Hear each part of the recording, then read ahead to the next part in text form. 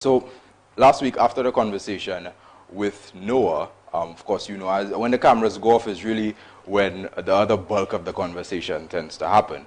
For obvious reasons, there are things we can't see on television. But speaking with Noah, he was telling me about a gentleman who was making some strides in St. Lucia.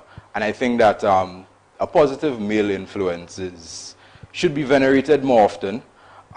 We do, more often than not, you hear about the things that men are not doing, but I feel when you do find a profound, progressive male influence, young relatively, doing things in society, it's good, it's great to speak about the progress that individual is making.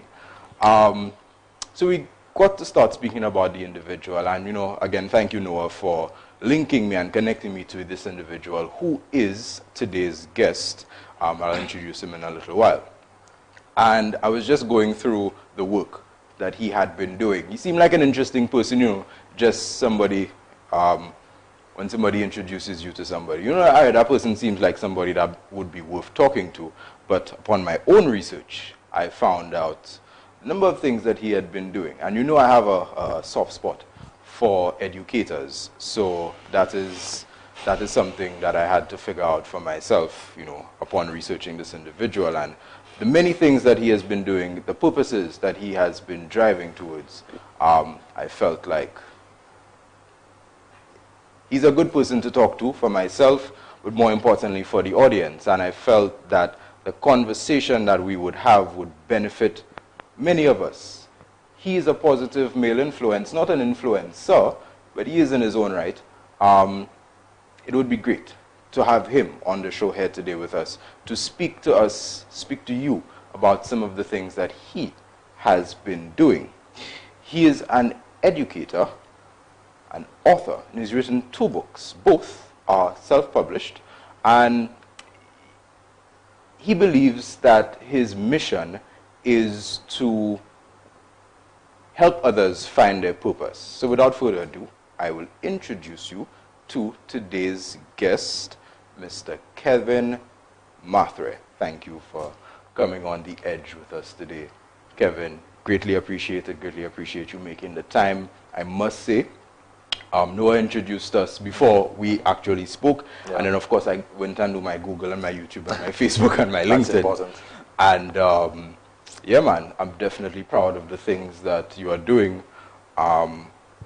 Not just because you're an educator, like I say, I have a soft spot. My mom is a teacher, so obviously I have a soft spot for educators. But I think that the education industry needs people like you to communicate a wider vision, to communicate a different way of thinking.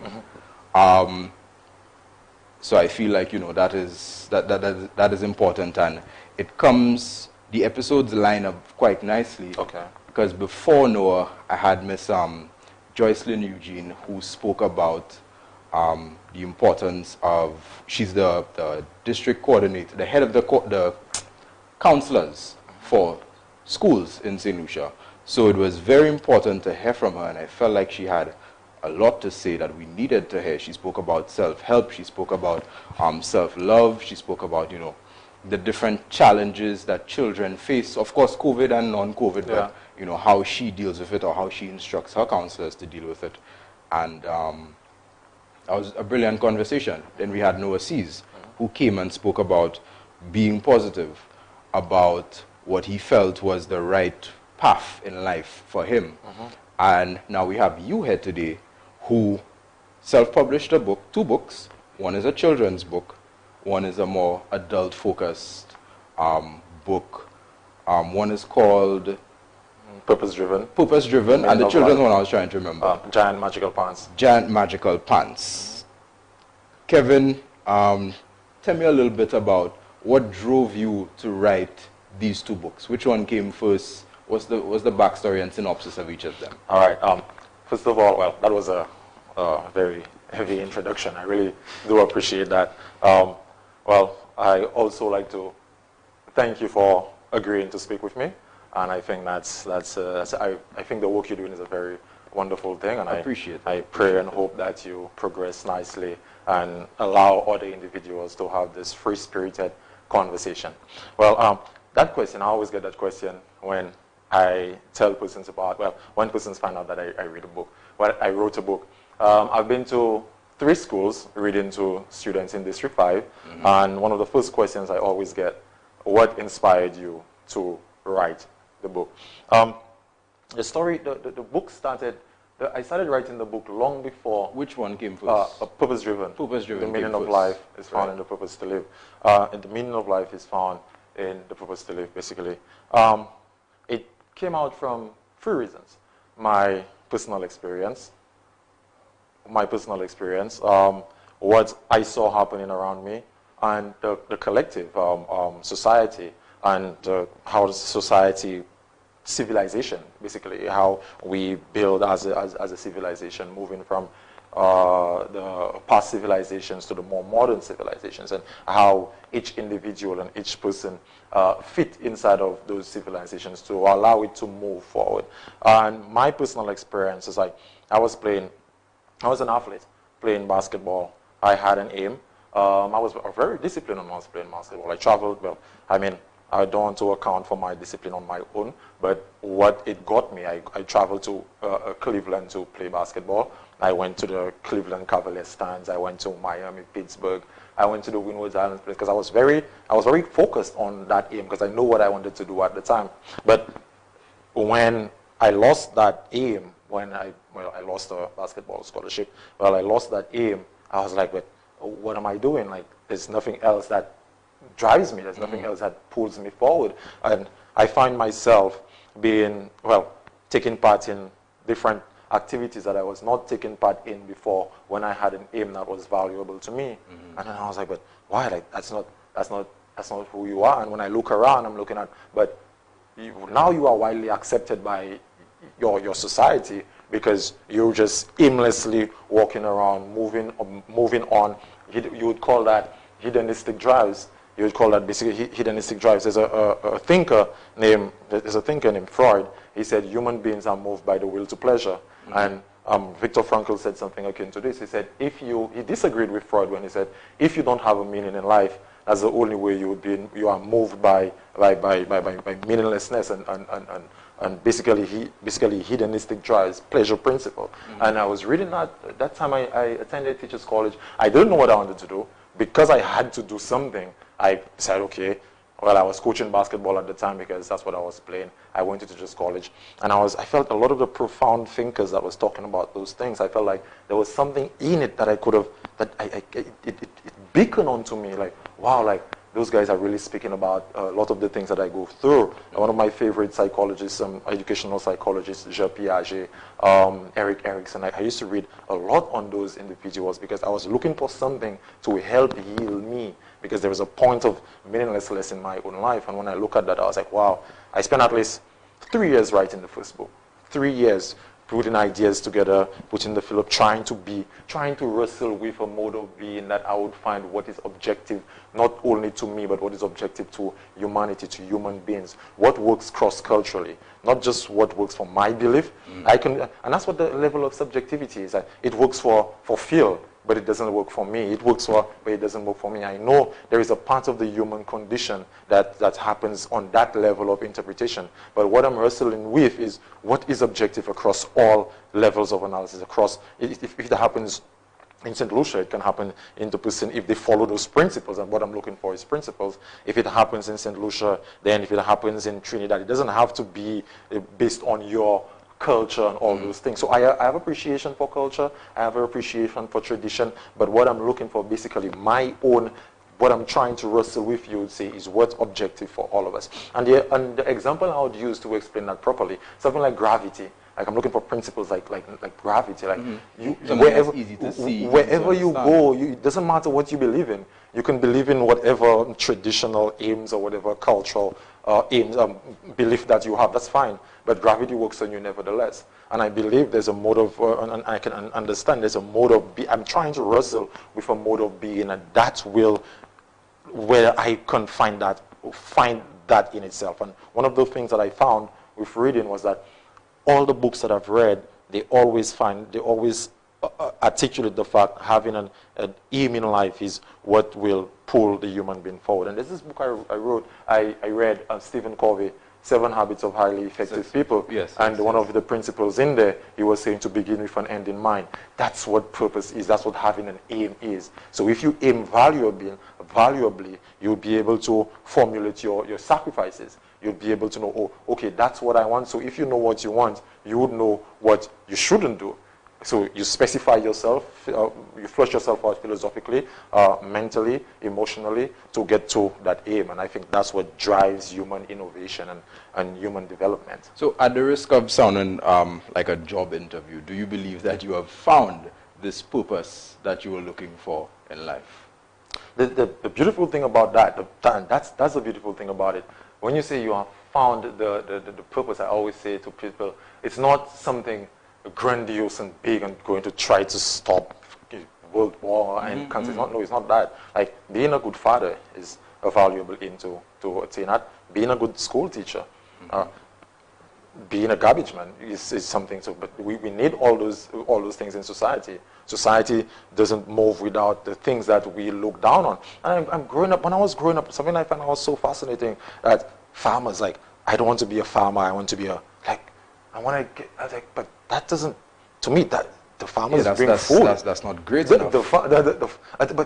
What thinking I was telling me that was not great enough, but they plant food. One of the fundamental things we need. Food is as important as gravity. I'm saying, so yes. It's not something almost like I need to have 10 PhD degrees and no. If you have passion, is above all of those things. If you have something that you find that you want to do, that is, and value, the way I understand value to be, is when you align your behaviors or when you align your aims as to what benefits you as an individual, what benefits your family, what benefits your society, what benefits your culture, and what benefits your nation. If you could think along that narrow line, and there's a Judeo-Christian ethic that said straight and narrow is the path to life, basically. So if you could find that narrow path that helps on every level of interpretation and analysis, I believe there's reward systems in your body that lights up. You mentioned something earlier, and I want us to explore it. You said this is a concept that came about from the book you mentioned, Man's Search for Meaning, by Viktor Frankl. You mentioned that Sigmund Freud believed that humans will have the will to pleasure. And there are 3 types of wills based on this school of thought. There are 3 types of wills, the will to pleasure. So some look for, or some seek and focus on the will to satisfy their physical urges, their pleasure sensitivities, that is their purpose. There are others who believe the will to power, the will to for social status. You mentioned about being a farmer. That did not seem like a great enough aspiration for you, of course, by society's conditioning. Exactly. Very rare you would hear somebody say, or if ever somebody say, I want to be a garbage man when I grow up. But, I mean, who would do it, right? I can't remember the president's name. I think it was JFK who said, if not you, then who? If not now, then when? And there was the other one, the other will that was mentioned by Viktor Frankl, who said there's the will to meaning, which is the power to choose your reactions to when something happens to you. With this in mind, right, which source of willpower do you think we should aim to impart onto our children, especially considering that you're a teacher? All right. There's a couple of things that I want to dissect here. We're going to start with the will to power. That's the thinker. Social status. Everybody should be the prime minister. Yeah. Everybody should be the president. You should be the CEO. And when I investigate these thoughts, I don't investigate these thoughts on a fundamental level. I go back to the greatest thinker at the time who thought of that was Alfred Adler. He was talking. He said the will to power. It's above the will to pleasure. The will to pleasure is the fundamental will that human beings are being driven by. Well, that's where the idea is. That's the school of thought. But the will to power is something that's above that. And one of the reasons why you would say that, because it goes down to the level of as a teacher, and persons might think like, but why would you think about all that? I'm saying to myself, but that's what teachers, as a teacher, that's worth his salt, so that's worth his or her salt. That's something that you need to try to wrestle with. then that's all that falls under human development. It's not just education, it is how you educate and what message are you leaving bringing, the child with. bringing across. So if you try to understand, if you try to understand the child, if you try to understand where the child is coming from, you try to understand the child's environment, you try to understand the belief system of the parent, you try to understand what is influencing the parent, I think you'd have a better position in dealing with that child and not being frustrated. But dealing with children is very difficult. So you're teaching at what grade, sorry? I'm teaching a primary school. I'm a physical education teacher, and I love being a physical education teacher because I get a chance to deal with the kids, to deal with the grade 1s, to deal with the grade 2s, and to see how interesting they are on every level of development. I love using sports as that vehicle because that's the thing that we don't understand about sports. Like why are so many persons now? I will get back to the initial question that you asked because you bringing me somewhere else. Why are so many people interested in looking at sports? What are the fundamental aspects there are in sports? In sports, you have an aim. In the football, you have a goal. Basketball, you have a basket. Cricket, you have runs. Everybody trying to attain an aim. And within that game, you all play a game. Within that game, you have rules that sustain the game. And everybody must follow the rules to play fair. So the best person in the game is the person that follows the rules and can be competent and productive within that game. Move sports and put society, put civilization. We have laws, right? We have rules. And there are different games to play. There's the teacher game, there's the farmer game, there's the police game. And within that meta game, you would call it, there are other games for you to play. So you must choose, again, that benefits your personality. So if you're not somebody to be able to speak in crowds, you're more introverted, you would choose a game that you behind the camera. That's fundamentally. So if you're somebody that's able to speak and articulate yourself properly, come and host the show. You come and host the show. So we're not here looking at each other and being jealous of each other's position. And that might sound like something that's almost difficult to attain in human form, but we can aspire to it. That's why I believe aspiring to have an aim and a meaning in life is very important. So going back to your point and saying that which one I think that's better for my children or for my child or something like that. Which one do you try to impart? Having a meaning in life. That's Viktor Franklin's philosophy. Viktor Frankl. And one of the things that he said that really catch my attention, and I would tell anybody I speak to, I would always quote that. He said, between stimulus and response, there's a space. In that space, stimulus, slow that down for me. Between stimulus and response. Okay, stimulus is what's outside of you. Right. And the way that you respond, that's what's happening inside of you. You interpret the information and you respond to it. Between those two things, the outer world and the inner world, there's a space. In that small space is your ability to choose your response. And in that response lies your power and your freedom. Now you ask, why would he say that?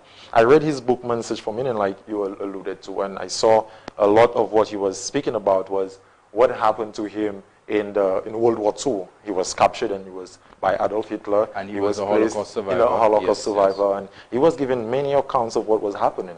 He said when men around him lost the will to live or the will to live for something higher than just the survival, they would just die because of the conditions that was in the camp.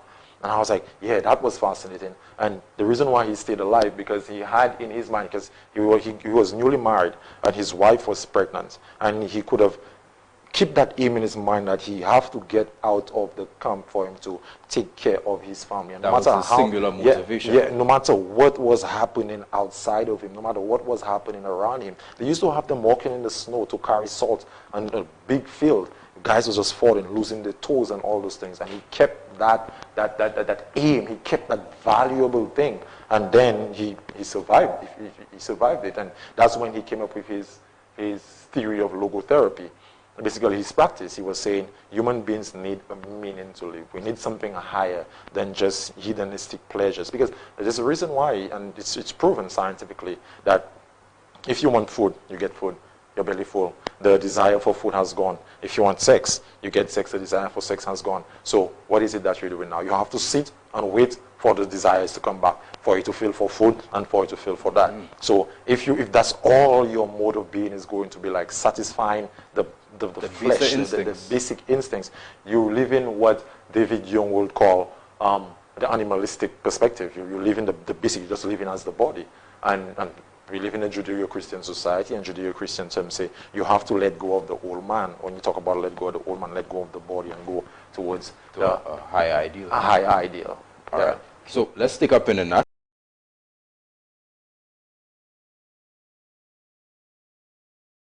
Guest today, Kevin Mathre, self-published author from St. Lucia. I think, we should big up and venerate our authors and all those doing, great things on an international scale, with an international standard, but still, representing home, not just during independence, but all year round. We're having a very interesting and enlightening discussion about some philosophical concepts. I wanted to ask him, before I get into his book, I have both books here with me here today, Purpose Driven, where he says, the meaning of life is found in the purpose to live. And another book that he wrote, a book he wrote after Purpose Driven, Giant Magical Pants. And of course, Kevin will let us know where we can get those books. And quite interesting books. In my discussion with Kevin, I was just trying to find out, why write these books? What is your inspiration, which he gave earlier. But he told me something interesting. I thought that the books were separate, and he was saying that Giant Magical Pants and Purpose Driven have the same philosophical and ideological thread running through both the books. So, Kevin, tell us a little bit about that. So essentially, Purpose Driven and Giant Magical Pants have the same idea of them. Tell us about, how did you come about doing this? It's not the same book. Yeah. Basically, I want to quote something from Derek Walcott. There's an essay by Derek Walcott called What the Twilight Says. It's a brilliant essay. I think young persons in St. Lucia that basically are interested in ideas should really get that book. And in the book, he said, the truest writers are not those who see language as a linguistic process, but as a living entity. So what I'm trying to do with the first book, I was trying to... Purpose Driven. And right. When I got that first book, I was trying to ask persons specific questions. And the book is not something like when you read the book, everything in it is exactly played out. So you should believe everything. No. My aim as an educator is to teach people how to think. And I think, and I know, investigating the etymology of the word education, it goes down to teaching individuals how to think and not what to think. And telling persons what to think is a point of almost the definition of what propaganda is. Mm-hmm. So I'm trying my best to educate persons in a way and teaching them how to think instead of telling them what to think. And that's what I tried with the first book. And when I realized the first book, it was a bit heavy, it was a bit dense. Like persons here, they were engaging with it on a national scale, internationally, because both the books are on Amazon. Reviews internationally. It was okay. Persons were telling me some things that I should align properly and to articulate the thought even better. And they were fascinated about me writing a book like that. It's been... persons bought it in Brazil, persons bought it in England, persons bought it. It's out there. And when I realized, probably it was too heavy because I would read a lot of heavy content and stuff like that. So I said, okay, let me bring it down to the level for children. Child, yes, because this is for ages 6 plus. 6 plus. Up to 15, 16 can read that book. And like I said, I've been reading it to the grade 5 students in the schools at District 5. I went to Denver Primary, I went to Denver Riviera Combined, I teach at Monipo Combined, I did it there. And the children are very hooked by the story and what the story is saying and what the ideas that I bring out for them to understand. So you know what, let me read something from the book and probably you can elaborate on that thought a little bit. And this one is from Giant Magical Pants. So this one is the children's version, right? What would I do about the monster beneath my bed? If my magical pants went to spend time with the angels, he wondered nervously. While at school that day, how would my magical pants speak magical words to give me strength to carry my load? So this is coming from the protagonist of the book, and his name is Minos. So he's a child. Without, selling out the whole book, what is Minos going through, and what was this thing about a monster underneath his bed? Basically, we're going to start with his name. Minos means king. It's an Egyptian title for king. and the monster beneath his bed. I tried to start the book with fear. And that title you just read was saying that when you have dreams, your greatest dreams bring your deepest fear. And that happens to all of us. And I articulated it in a way that he is dreaming, but then when he got out of bed, he ran out of the room and the giant magical pants came in. So the idea, I symbolize fear as, and that's one of the things in an African idea where fear is symbolized as a dragon, because in Africa we have, well, snakes. We wasn't as civilized and God as we are now. So we had snakes, we had big birds that was carrying our children away. We had tigers, lions. That's the things that we were afraid of fundamentally. So we wasn't writing yet. We were still using some form of language. So we drew this is all the parts of those things together, and it was symbolized as your greatest fear. Mm-hmm. So when he said that, when I try to articulate that, like I was watching the character, when I try to articulate that, I'm just trying to say that, hey, he was speaking to 3 of his friends. And 3 of his friends was saying, hey, one of them said, you never know there's something called a giant magical pants. The second one said, well, I had a magical pants, like you said. He went to spend time in pants heaven. And another one said, well, there is a pair of pants home, but it's not magical. So that's what I'm trying to articulate. And what does the pants symbolize in this story? Yeah, the pants symbolize, well, on one level it symbolizes your father figure. And on the next level, it symbolizes structure. A positive father figure.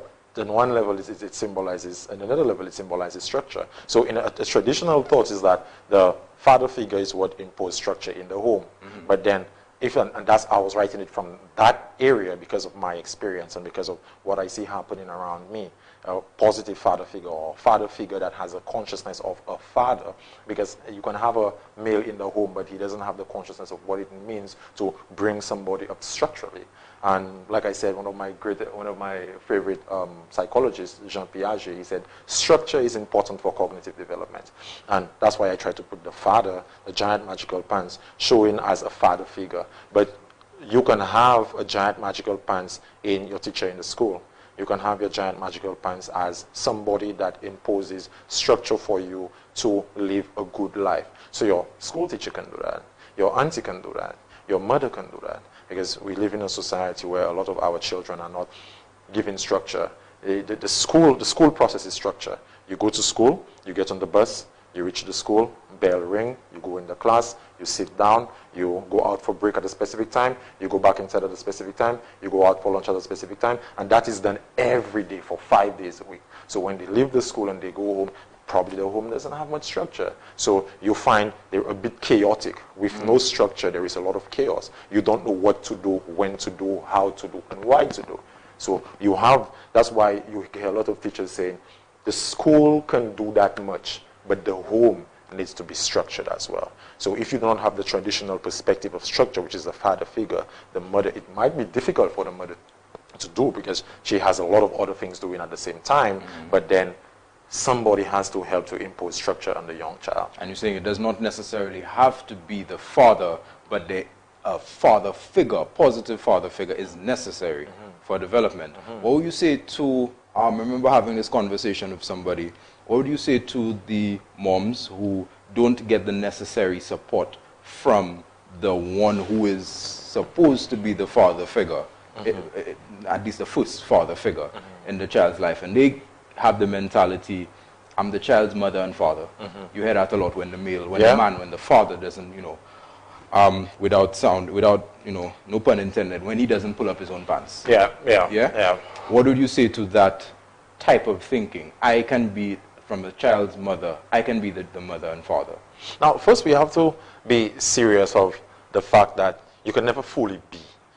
You can never, because as a young man, from my experience now, I'm not talking about other ideas, I'm talking about my experience. When you look at the importance of having a masculine individual around you that you look up to and what it does to you, that's what it does. It gives you an aim. As I go back to the first book, Purpose Driven, you look at your father as he who can take up any monster And the monster is the things that you're afraid of at that age. So you see that, I want to grow up and I want to be just like my father. Right. So my father wears his pants on his waist, I wear my pants on my waist. My father go out to work, I have to do my chores. And if I don't, my father will let me know what needs to be done. I cannot step out of line. But then the mother can do that to some degree. But it doesn't, you have to look at the child saying like, but that masculine energy is not present. But the mother can try the best. Like I say, you can't do it. You can do it, but don't go too far and say you can replace it. But you can try your best to impose the structure that is needed to help the individual grow. I see it I agree with you, and I see it on two levels, and I understand their ethos, is that the father is such a waste man. It makes no sense to try to involve him in my child's life, so it's actually best if I keep him away and I try to replace his role. But now, what would you say to the fathers who don't do what they are supposed to do for their children? Are they leaving the role of structure imposing to who? And maybe the child may not find the best positive male influence, they may find a negative influence. Anyway, I started answering my own question. What would you say to the fathers who need to pull up their old pants? Yeah, we have to scale it up. So for you to see the whole idea, you have to scale it up a little bit. We have to ask ourselves as men, as males, what are we doing as a contribution to society, a society that you lived in, a society that you found yourself here, and this thing is working at the best that it can. So what can you do, first of all, as an individual? First of all, you have to take up your responsibility. You have to move from the interpretive structure of a child where everybody is taking care of you to you taking up your responsibility as an individual, as a man, as a male, as a father, as a worker, and try your best to do what needs to be done to allow civilization and society to be the best possible way that it could be when you were there. So one of the things I just said, if you cannot even do that within your own child and take care of your own child, why would you want to have responsibility for something else on the outside there? You want projects, you want this, you want that. Why would you want to go and do something? But because taking care of your child is a form of responsibility. And if you are not taking up your responsibility in something that you created, why would I trust with any other responsibility for any other thing? So you have to ask yourself a question like that. So we have to scale it up to civilization, scale it up to society, scale it up to what's happening around us, and not just our own egotistic, what I want. So I want that, I'm going to sacrifice that to get that. But what I'm sacrificing is what I need to take care of. Would you say that a child is better developed when the aim comes from the father? Ticklish question. Yeah, that's an interesting question. When you mentioned the structure, it is, as far as you see it, it is the father's role, it is the man's role to impose and to create the structure. That's a traditional role. That's a traditional point of view, and that's what I'm trying to marry the two with that, because that's something that's difficult to really speak about, because that's what it portrays, that traditional view says that father is what imposed structure. I agree to an extent that he does that with his presence and understanding that he knows what he about, he does that. But then the whole idea of the magic, that's why I put the magic in the pants.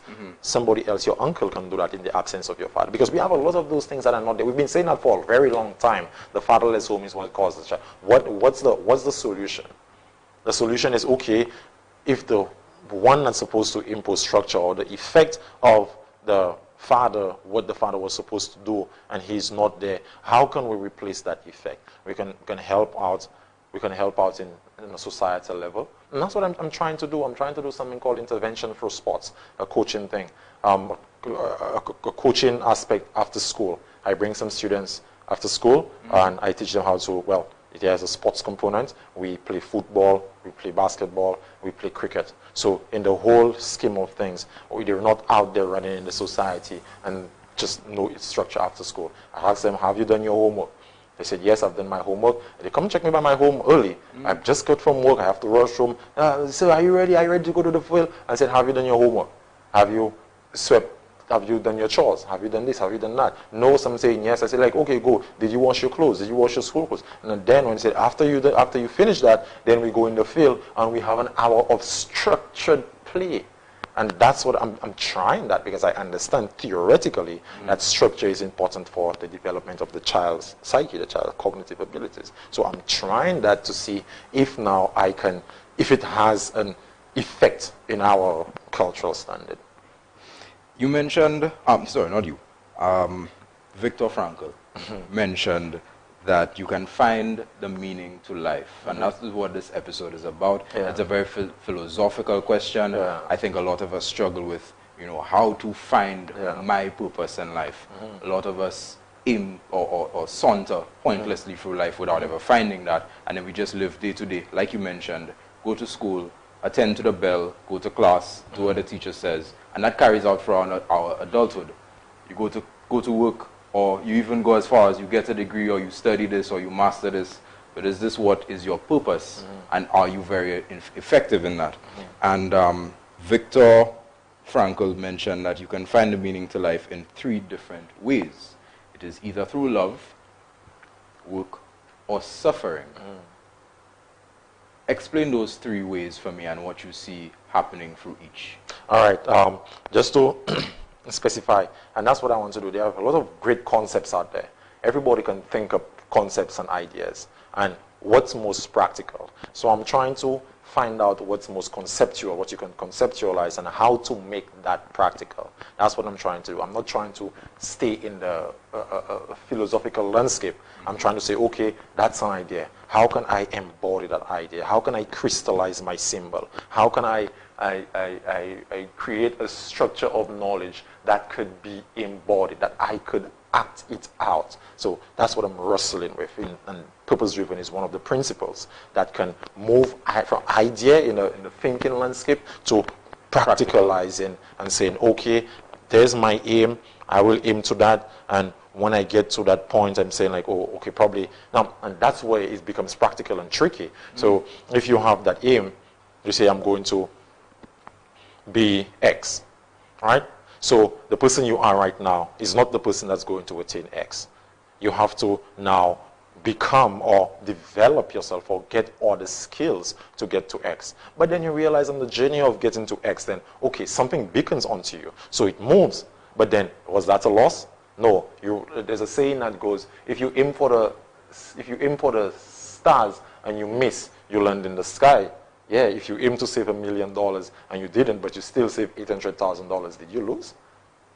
No, you didn't. So we're trying to practicalize the movement, the behavior. So then the will to, the meaning, find meaning in love. Yes, find meaning in love. Basically, and that's one of the things that I find that's very interesting. If you love an individual, or you have an intimate relationship, you have a wife, you have a girlfriend, you have something like that, and the child, you have your mother, you have those things. Like it's almost like love. Now we have to understand what love means, and as males, we should be able to teach our children what love is. If you live in of service to that individual, you love your child, you love your mother, you live in of service, you want the best outcome for that person in every situation, the economic situation, the social situation, the personal development situation, and you have to continuously have a conversation, because the person is an individual as well. You're not, you're not going to impose. Because there are a lot of relationships like that, and males, and we tend to do that as well. I love you, and that's what you should do. Because I love you. That's a very selfish statement, but very true. And I explain that to some of my friends, especially some of my female friends. I'm saying like that you should be careful with that, because that's fish love. And they ask me, what do you mean when you say fish love? Yeah, I love fish. But what do I do to fish? I go out to the ocean, I take the fish, I go out my home, I kill it, and I cook it, but I love fish. The fish is dead. Basically, I'm saying I love myself. Yeah, but if it's not about the fish, it's what the fish does for you. Exactly. Yeah. So we have to change that interpretive structure. If I love fish, I go to the ocean, and then I give the fish, I feed the fish if I love the fish. Because that's what you do, you serve. And that's what I understand reading more of the book when they say, living of service to others, and that's a Judeo-Christian ethic again. When Christ and don't want to get all, but then it's saying you must live of service to others. And so you're saying you can't find your own meaning through loving somebody else. And living of service. You're saying your purpose in life does not necessarily need to be grand. I want to reiterate, sorry. It doesn't have to be grandeur. It doesn't have to be I want to stop Russia from bombing Ukraine. It doesn't have to be all that.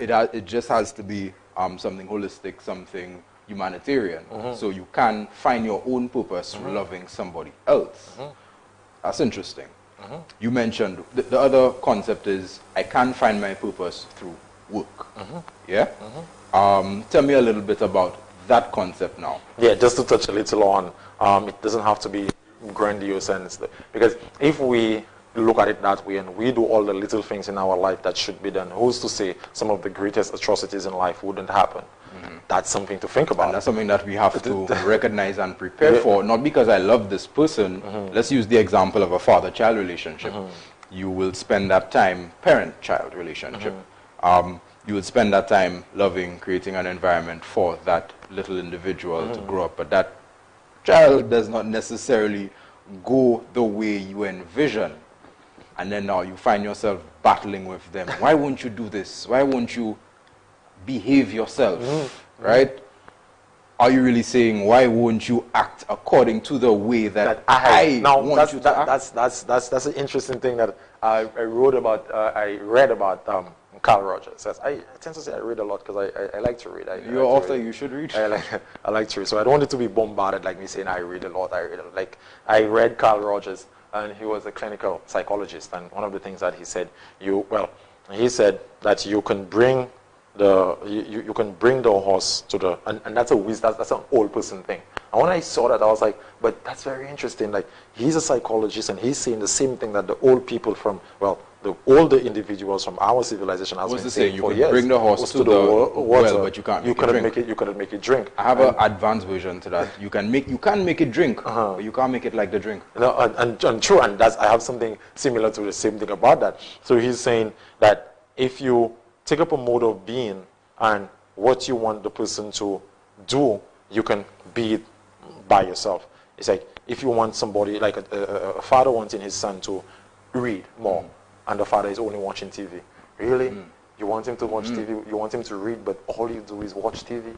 But if you take up a book and you read, and he will see that, because as a teacher, understanding that the best mode of teaching is modeling. The best strategy to teaching is modeling. So you can speak from your head to Barbados, and you're not practicing, you're not doing the same thing that you're saying that you want the person to do. It is highly unlikely that the child or the person would respect what you're saying. I'm learning something as a parent. Sorry to cut you short, but I'm learning something as a parent, and I came to that realization a little while back, that your child does not listen to you, but your child watches everything that you do. So they'll be very great at emulating you.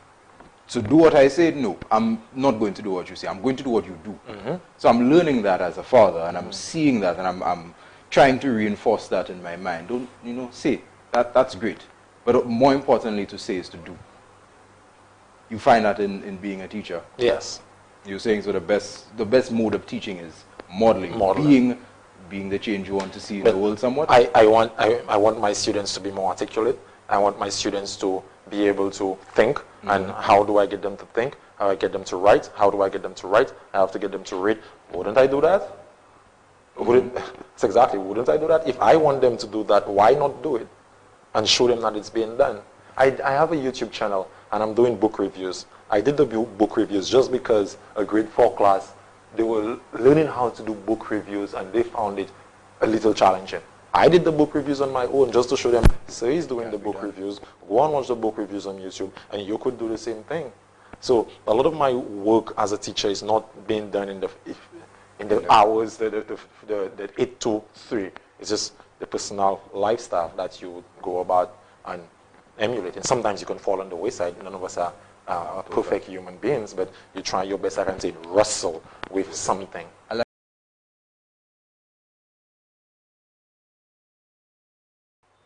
Welcome back to The Edge. I am your host, Phil Henderson, continuing to give you some food for thought with my guest here today, self-published author and teacher, Kevin Mathur. I almost said the Honorable Kevin Mathur. Maybe I'm projecting things into your future.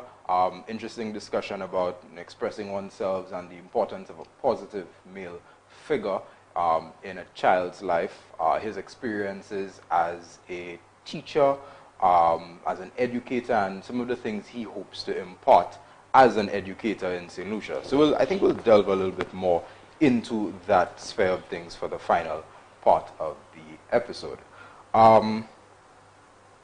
Before we do, I have a book, a collection of poems by another self-published author. His name is Shaquille Aldonza, and it says, When Silence Speaks. And it's a collection of poems, I think, probably mostly written during the COVID-19 era.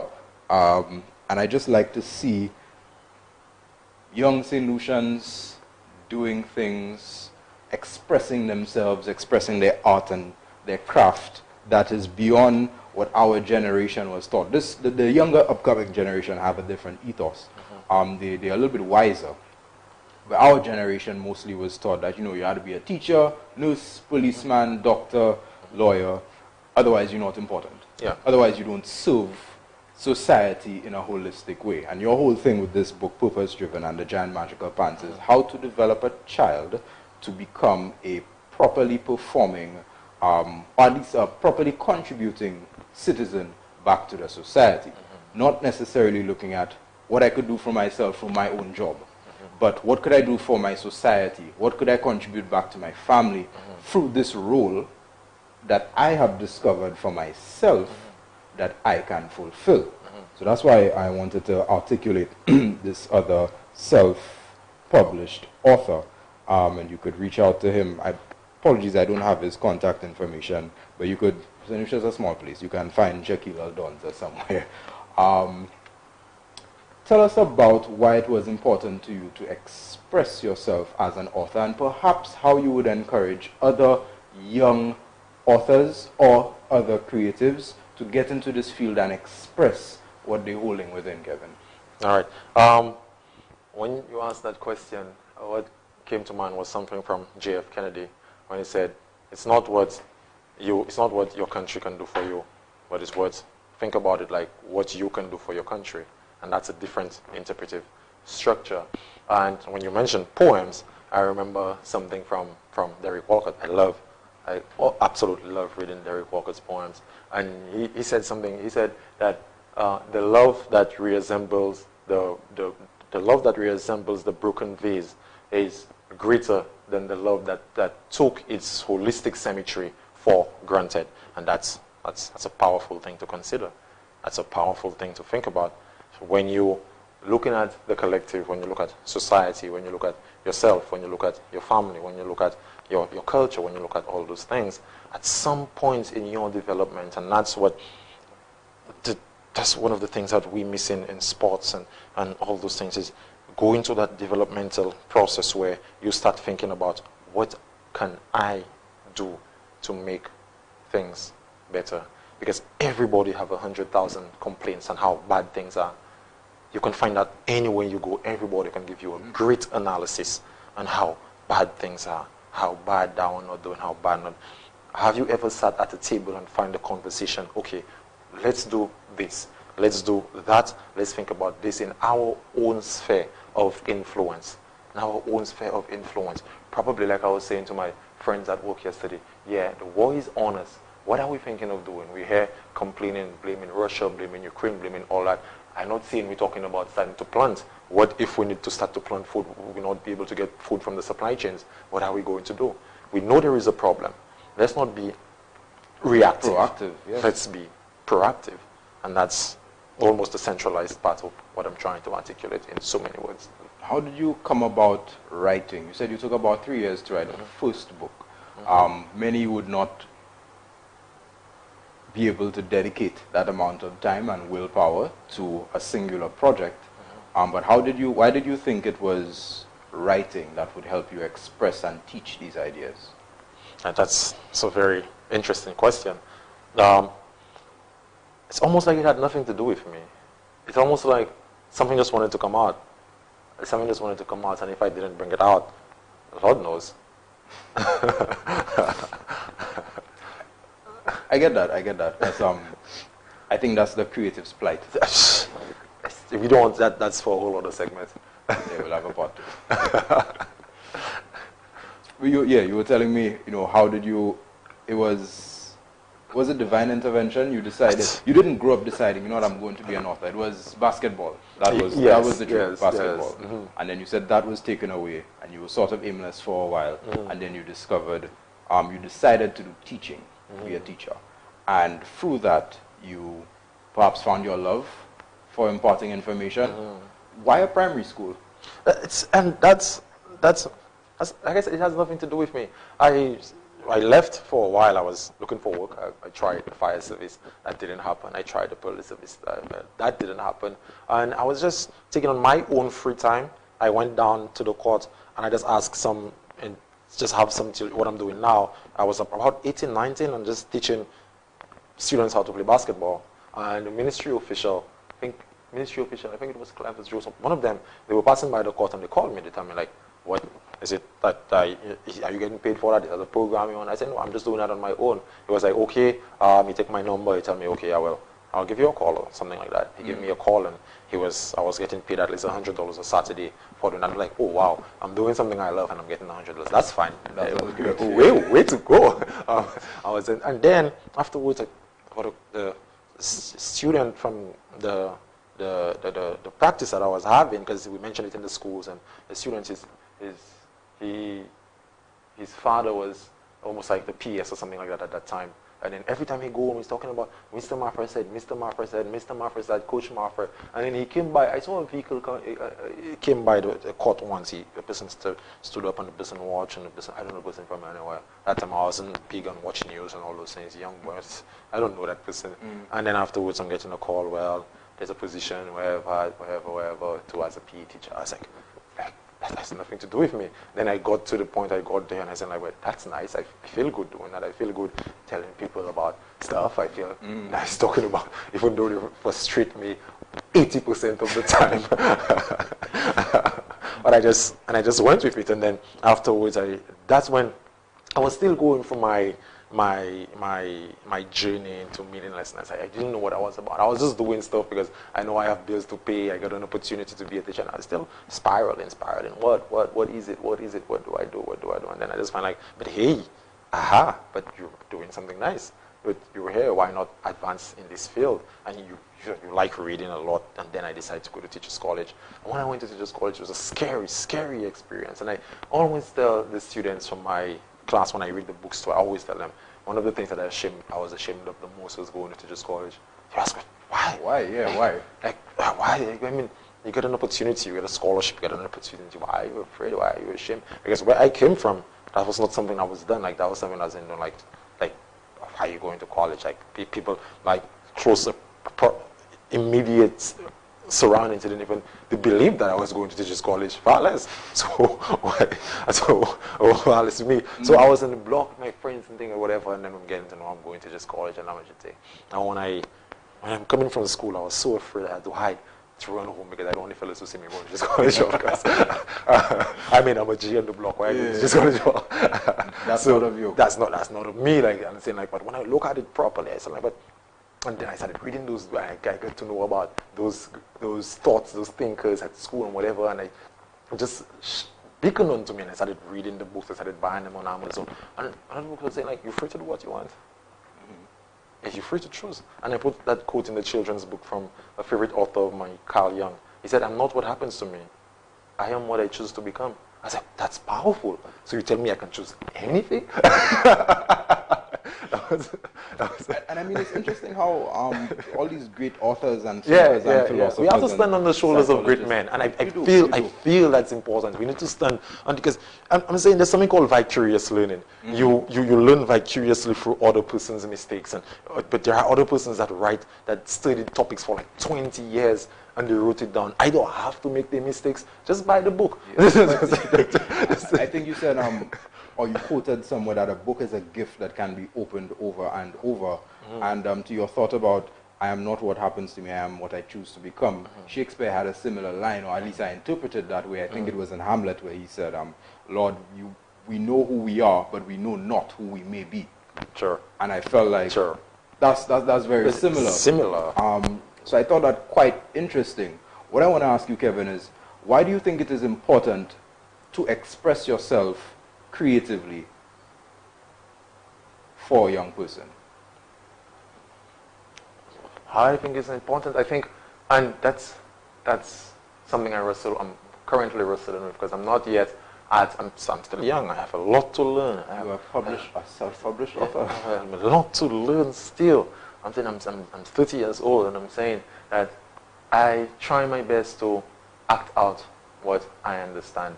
And the way that I bring it across in writing and in speaking, I try to bring it to I don't speak out of the fact that my social context, my culture, the people that I know. So all of those grandiose ideas from all those authors, I have to then break it down in a way to articulate it to you. And sometimes some persons might be like, oh my, that's still heavy. I'm like, I'm still learning how to say it to you. So I want what I'm aspiring to be is what you call an engronomics. That's persons that are someone that's interested in the development of civilization and development of society, not just on a political scale, but something similar to a statesman. What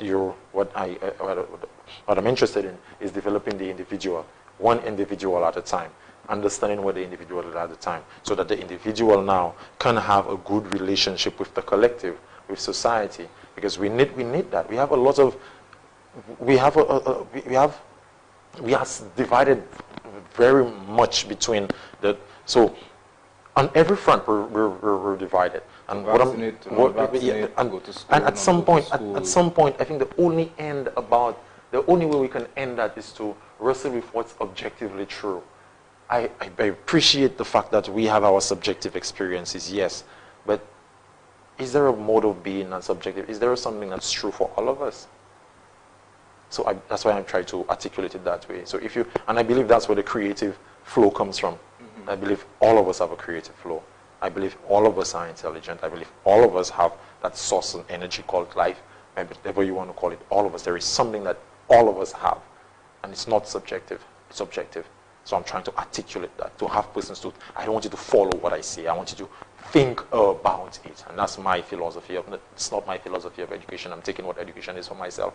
That's what education is, the ability to think. And even Martin Luther King said that. Martin Luther King said education is teaching an individual to think properly so that they could flush out their character. Even Haile Selassie said that it's about building up the intellect in a way for the individual to think.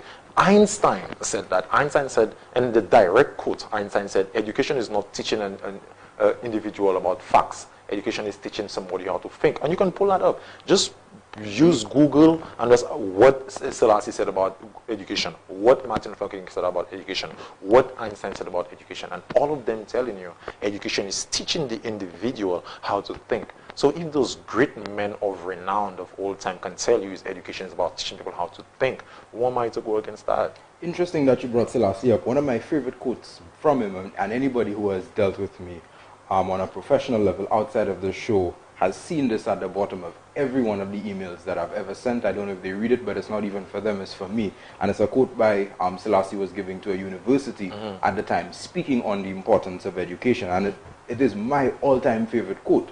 And he said, a qualified man of vision, unmoved by daily selfish interests, would be led to the right decision by his conscience. In general, a man who knows from whence he comes and where he is going will cooperate with his fellow human beings.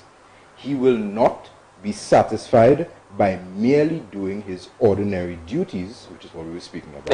Exactly. But will inspire others by his good example. You are being watched by the nation, and you should realize that you will satisfy it if you do good. But if, on the contrary, you do evil, it will lose its hope and confidence in you. And that is my all-time favorite quotation, because I believe that just from the first line, a qualified man doesn't necessarily have to mean academia qualified. You know, you're qualified in what you're doing through the effort that you put in it. They say it takes 10,000 hours to become a master. You spend 10,000 hours in, I don't know, making plantain chips, you're a master. You're a qualified plantain chips maker. Qualified man with vision to see beyond today, to see what could come for the next generation. Unmoved by daily selfish interests, which is what I guess Freud may have spoken about, where he said those, those people who are driven by the pleasures, purely by the pleasures of the flesh, that man would be led to the right decisions by his conscience. Because your conscience could lead you to the wrong decisions. If your conscience is cultivated by a negative upbringing. So, I just felt that was important. Interesting that you That's bring brilliant. That's a brilliant thought. That's a brilliant thought. You said that, you're a psychology major? Right now, educational psychology. Educational psychology. Educational psychology. A teacher delving into educational psychology. We heard what your thoughts are on how you try to impart a different style of learning or a slightly different thought process to the students. What is it, do you think, that the education system in St. Lucia can do differently to better cultivate better students and therefore better adults? I don't know if I will be criticized harshly for that statement, but I think they're doing the best that they can. I really believe that, because a lot of what I'm saying I learned from attending 2 years at Teachers College. I learned Piaget constructivism from Teachers College, and basically they were telling you it's all there. I will be judged harshly, but to me it's all there. But I'm not saying something that that's where I got my inspiration and motivation from, attending Teachers College. So you don't think there's anything more that, maybe not at Teachers College? What about the other levels? I'm saying what I think they can do, because I think they have to qualify. They have to teach the teachers properly so that they now can. But then I think not the education system. I don't really believe there's something that they can do, really and truly. I agree with that. But where I'm concerned, I think the problem stems in what society can do, the family can do. The family, there's things that the family needs to understand about the child. And that's one of the aims that I have for my life. I'm saying we take it for granted that you can just have a child, and we take it for granted that you know what it is to take care of a child. Not because you have a child, you take it for granted that you know how to parent a child the right. And even though you parent the child to the best way, sometimes the child makes the decision, that's fine. But then we have to watch the statistical representation on that. If you parent 10 persons badly, there's a higher percentage chance that 9 persons might be bad. If you parent 10 persons fair enough, there's a higher percentage chance of them being better. So I'm saying we kind of take for granted. We have a lot of young persons, and that life happens, but then I don't think they have the proper equipment and understanding of what it takes to raise a life. Because we're looking at a child as a child. Look at a child as a young life, as a life that came into existence and doesn't know much about life. We are here adults, me and you, and there's a lot that we don't know. Oh, I'm still a teenager. Still a teenager. With adult responsibilities. Sorry, go ahead. And there's a lot that we don't know, and we expect the children to know everything. And that's where we don't have the patience to teach them. We don't have the patience to do all those things. So I believe, I'm concerned, I would more sway towards the society being able to assist the teachers and assist the education system. Who influences, as far as you see it, who would better influence the society as a whole to make those changes that you seek? Yeah, I would say that we have a system in place. We have our governments, and we have the education system. We have all those things. And I'm saying, when it's one thing to impose or to influence somebody to do something, but it's the next thing for the person to take up the responsibility and do that. From where I am seeing here, one of the things in the education system that we need to address, and I've been saying that for a long time, is the fact that we teach the child we teach the child based on the curriculum. We teach the child for the curriculum. We teach the child for assessments. There's things that we can do better. We can articulate better. We can bring into education per se, and not just focus on my school being above the mean. Yeah, your school is above the mean, but look at your school is above the mean, and look at the society. And I was speaking to a friend of mine, a grown-up person. I love speaking to grown-up people, because grown-up people can show me where I'm not thinking properly, because thinking is something progressive. Like, you have to continue to learn how to think right. And she was telling me back then the crimes in St. Lucia, or the crimes back then when one person killed another person, was tremendously low. It was tremendously low back then. Like 1, 2, or 5 people died for the year. But that was catastrophe. But now we have 70 people dying for 1 year. That was just last year. She told me she's never seen that before. And we were having that conversation, and I was telling her that, wow, like every other person you know have at least 5 degrees and 2 PhDs. So what's the problem? I said, what's the problem? She told me that, yeah, everybody can be educated, but not much persons know the wisdom of life. I was like, it's profound. Like, she told me, everybody, it's okay to have books knowledge, it's okay to have all those things, but what is the wisdom of life? What is the life about? You can know all those things, but what is the life really about? Like, what are you doing with life? Do you really investigate life? Do you have and a purpose? That's what they had back then. They didn't have, we would call them illiterate, but they were very, very, very, very wise. Very wise. They know what time to plant without going on the internet. They would know what time to do this, they would know what time to do that, and it's true they didn't have specific things that we have now, but wisdom is so different from education. Wisdom is understanding how life is sustained in a way that you don't destroy all the things. It's a thin line. But education will be like, okay, we solve that problem, but we create 10 other problems. Yeah, they were very wise. If they have some things back then that they were not doing, and it was difficult with the time, every time has its plight. But as opposed to the difference between education and wisdom, I think that's not, we are not there right now as young people. We are further away from that. It's my estimation. I just want to bring up one more thing before we end. I know we're actually out of time. I know nobody really likes Russia right now for what they're doing, but there was this Russian-American psychologist, Yuri Bronfenbrenner. Bronfenbrenner. Yeah, I didn't baptize him. He has the theory, ecological systems theory, which views child development as a complex system of relationships affected by multiple levels of the surrounding environment. And then he breaks down the different environments that the child development process takes in. 5, I think it is. He said the microsystem, which is the most, I think it's the most immediate system. The family. Then you have the mesosystem, the exosystem, the macrosystem, and the crone system.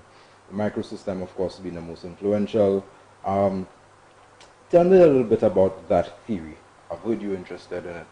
And what are your thoughts on how we can impact the different systems around the child to create a more holistic adult? Finally, just 2 minutes before we end.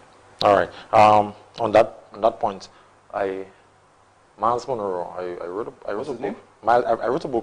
read a book from Miles Monroe called The Power and Purpose of Man, and he was saying, like, he was giving a story. He was basically giving a story. He was saying, like, he said, when you go to a society or when you go to a civilization and you see it's bad, everything is chaotic, things are not going properly.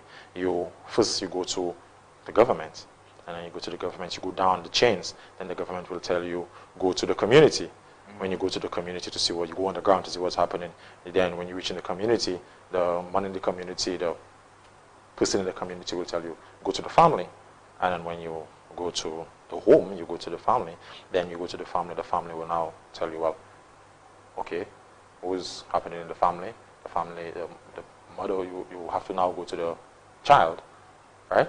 And then you go to the child will tell you, probably go to mommy. And then when you go to mommy will say, well, let's ask daddy.